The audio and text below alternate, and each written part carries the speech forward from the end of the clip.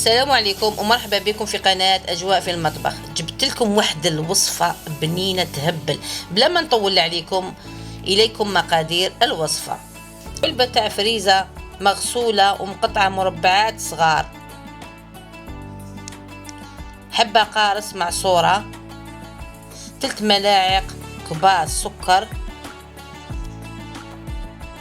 نضيف العصير والسكر مع الفريزة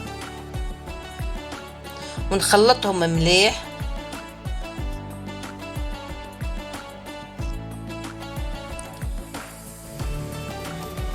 ونغطيهم ونخليهم على الأقل نصف ساعة في الثلاجة.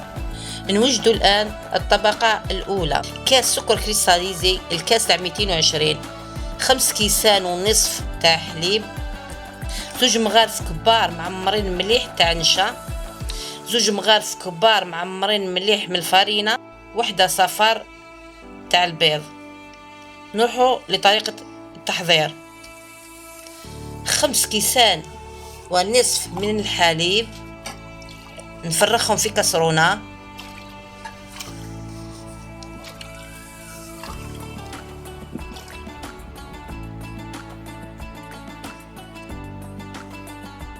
نحط المايزينا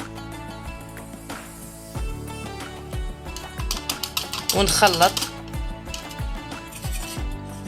نزيد نحط الفرينة مع صفار حبة بيض ومنحبش الخلاط، ونزيد نحط السكر، نخلطهم مليح ونديهم فوق النار.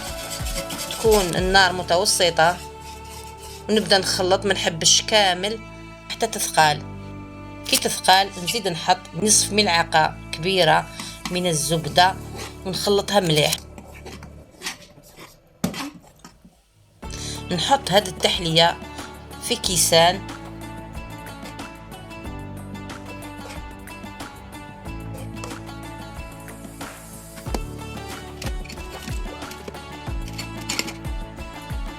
نصفي الفريزة من العسل تاعها ونقيسوا العصير شحال يجي. بنفس كمية العصير نديروا نفس كمية الماء، فنجال ماء مع فنجال من العصير مع 3 مغارف كبار سكر مع 2 مغارف كبار مايزينا، عطر الفراولة. نحط الماء في الكسرونة، نزيد نحط فنجال تاع لاتاي من العصير تاع الفراولة، نزيد نحط 3 مغارف كبار سكر مع 2 مغارف كبار مايزينا، ونخلط مليح ونديهم فوق النار. نزيد نحط قطرات من عطر الفراولة.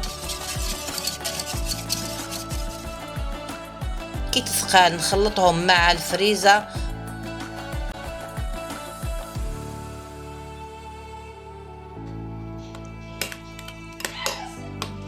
بعد نحطهم فوق الطبقة الأولى. التحلية تاعنا راهي وجدت، والتزيين يكون اختياري.